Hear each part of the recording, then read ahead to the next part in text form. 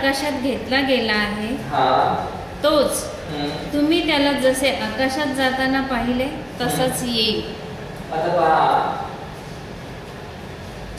येशू ख्रिस्त ढगामधून वरती आकाशामध्ये घेतला गेला आणि जसा तो मेघामधून घेतला गेला तसाच तो मेघावरती स्वार होऊन तो पुन्हा या जगात येणार आहे असा ख्रिस्ती विश्वास आहे. आता त्यांच्या या क्लाउड आर्ग्युमेंटसाठी प्रूफ टेक्स्ट त्याने दिलेला आहे. डॅनियल 7वा अध्याय 13 आणि 14 वर्ष. दानियल याचा 7वा अध्याय 13 आणि 14 वर्षात काय म्हणतात?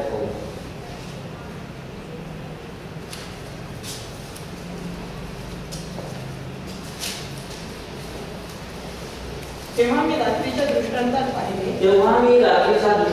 पाहिले तो आकाशातील मेघांवर आरूढ होऊन मानव पुत्रासारखा मनुष्याच्या पुत्रासारखा कोणी आला. तो त्या पुराण पुरुषाकडे आला व त्यास त्यांनी त्याच्या जवळ नेले.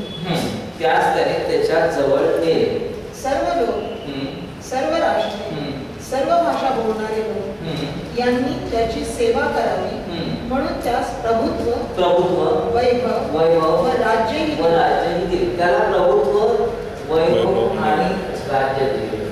त्याचे प्रभुत्व अक्षय व अढळ आहे आणि त्याचे राज्य अविनाशी आहे. आर्ग्युमेंट त्याचा असा आहे, हा शास्त्रपाठ येशूच्या पहिल्या येण्याविषयी सांगितलेला आहे. कारण हा जो मनुष्याचा पुत्र दुसरा तिसरा कोणी नसून येशू ख्रिस्त आहे आणि हा जर येशू आहे तर त्याला प्रभुत्व, वैभव आणि राज्य दिलेलं आहे. येशू ख्रिस्ताने जे विधान केलेले मत्ते सुवर्तमान 28:18 आणि लूक 22:29 ही दोन वचनं या वचनाला जोडून ते काय म्हणतात पाहूया. मत्ते सुवर्तमान 28:18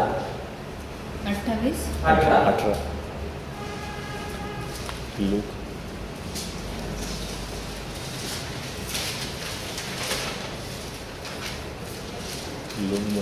तेव्हा येशू जवळ येऊन त्यास म्हणाला, स्वर्गात आणि पृथ्वीवर सर्व अधिकार मला दिला. आता प्रभू येशू ख्रिस्त म्हणते की स्वर्गात आणि पृथ्वीवरील सर्व अधिकार मला दिलेला आहे. लूक आता लूक सुवर्तमान 22वा अध्याय 29 वचन. 22-29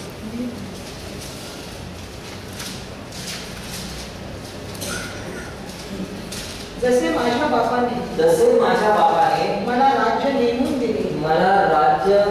दिले तसेच मीही तुम्हास नेमून देतो.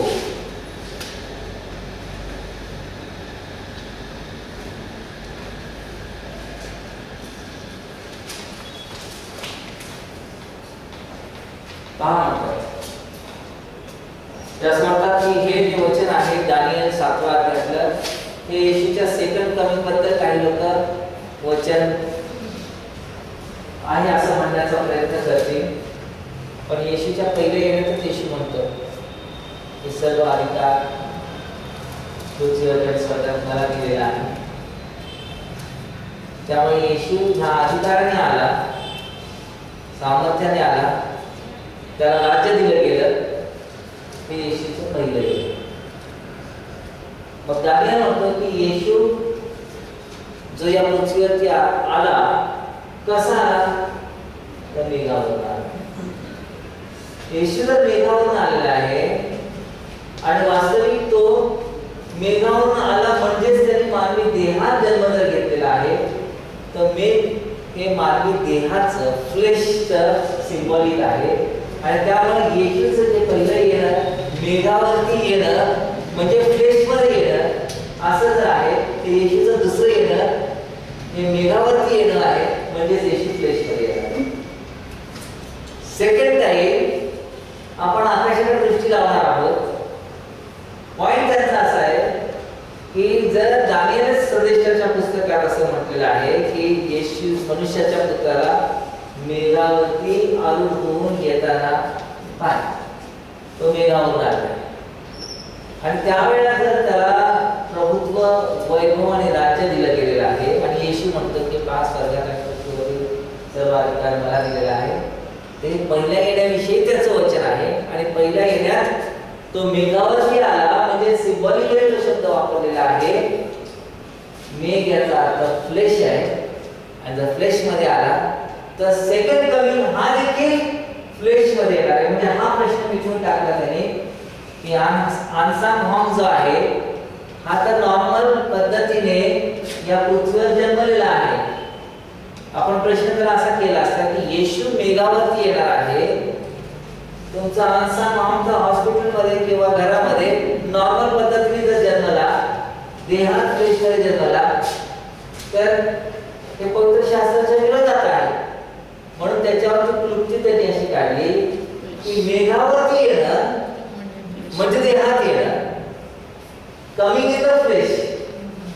आणि म्हणून अनसंग हॉर्न जो आहे हा प्रभू येशू ख्रिस्त आहे. कारण तो येशू जसं फर्स्ट टाइम आला देहामध्ये तसं त्याचं सेकंड कमिंग देखील देहामध्ये आहे. आणि अशा प्रकारे त्याला पुरावा देत असताना मग ते आणखी काही गोष्टी आहेत तर ती बघूया आपण.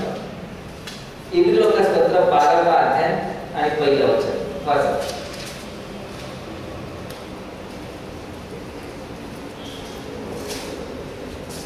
तर मग आपण इतक्या साक्षीरूपी मेघाने वेढलेले आहोत म्हणून आपणही सर्व दर्पण सहज दुनियेने पाहतो. आपल्याला नेमून दिलेल्या धावेवरून फिराने आता यामध्ये ते असं म्हणतात बघा, या ठिकाणी मेघाचा खरा खुला अर्थ आहे का? कारण 11व्या अध्यायात इब्री लोकास पत्रामध्ये सर्व लोकांची विश्वास करण्याची यादी दिलेली आहे, लिस्ट ऑफ फेथ फायटर्स. आणि मग एवढा मोठा साक्षीरूपी मेघ त्यांना म्हटलेला उद्देश कुणाला? विश्वासात जे जीवन जगले त्यांना, म्हणजे जे देहातले मनुष्य आहेत, जे विश्वासात जीवन जगले त्यांच्याबद्दल सिम्बॉलिकली मेघाचा वापर तिथे केलेला आहे. दुसरं वचन देतात जूड 1:12, यहुदा पहिला अध्याय 12 वचन. जूड त्याचं 12 वचन.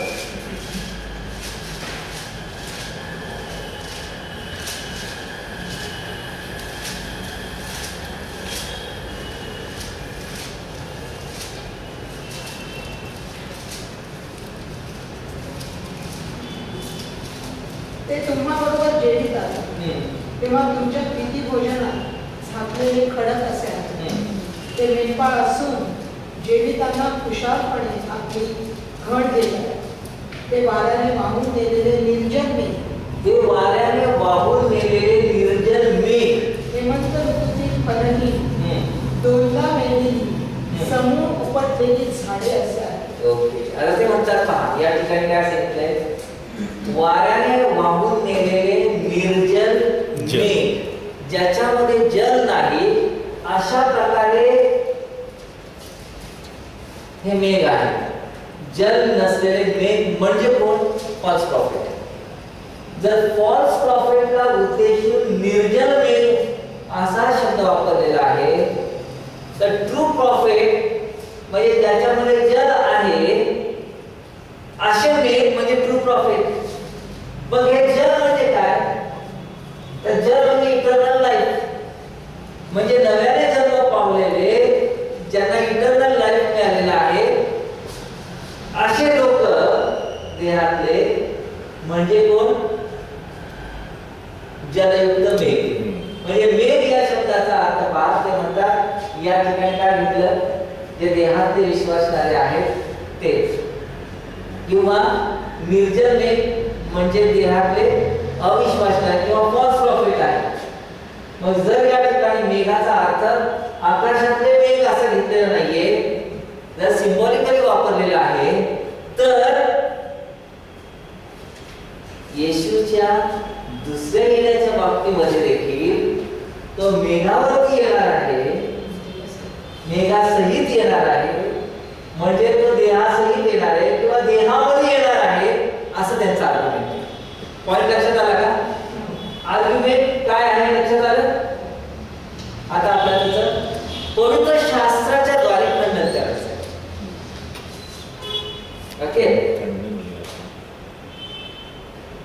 Me your input. ह्याला अशा प्रकारचं त्यांनी तुमच्या पुढे मत मांडलं. तुम्ही कसं खंडन करणार या खोट्या मताचं, पाखंडी मताचं खंडन, रिबटल कशा प्रकारे? पण ते 28 मध्ये सांगितलेलं आहे की जसं आता तुम्ही त्याला पाहताय वर जाताना देवदूतांनी सांगितलं तसाच तो परत येणार. मग ते इतकं स्पष्ट आहे तसं इथे नाहीच आहे इतर ह्याच्यामध्ये. ओके, तुम्ही पॉइंटच्या जवळ आला आहात, एक्सप्लेन करणार आहे. तो पॉइंट महत्त्वाचा पॉइंट आहे. आणखी कुणाला काही त्याच्यामध्ये इनपुट चांगला दिलेला आहे सिस्टरनी. आणखी तुम्ही असं सांगा. हा, त्याच्या अगोदर मग मला असं वाटतं की आपल्यामध्ये ब्राह्मण ब्रदर आलेले आहेत. मी तुम्हाला ते येण्याच्या अगोदर त्यांच्याबद्दल त्यांची साक्षी सांगितले कशा प्रकारे ते अटॅक करतात. तर ते जर थोडेसे साक्षी रूपी त्यांचं डायरेक्ट हे काय म्हणतात व्हर्बॅटिव्ह रिपोर्ट तुम्हाला ऐकायला मिळेल. मग तुम्हाला याचं गांभीर्य लक्षात येईल की बाबा हे मत घेऊन समजा एखादा असा मनुष्य आला तर how you will deal with them.